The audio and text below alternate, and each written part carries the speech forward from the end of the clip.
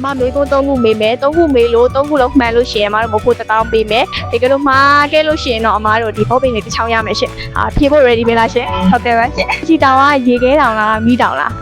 မီးတောင်ဟာမီးတောင်ဂျပန်မြို့တော်ဒီလားရှင် တို့ချိုရင်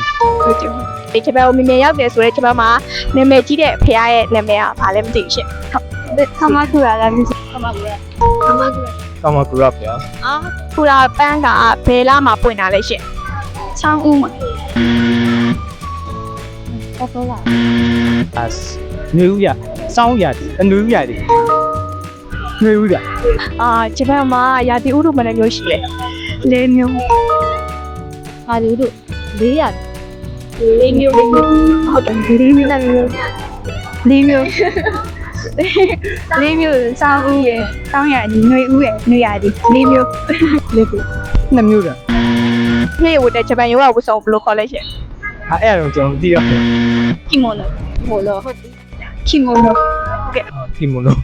ဆာကူရာပန်းပွဲတော့ကဘယ်နှစ်လပိုင်းမှာကျင်းပရလဲမသိဘူး၄လပိုင်းမှာကျင်းပတာတိပီလာတိပီပါရှင်おめでとうございますအခုကျေးဇူးပါရှင်おめでとうございますဟုတ်ကဲ့ဒါလေးကတော့စတင်ကလေးဖြစ်ပါရှင်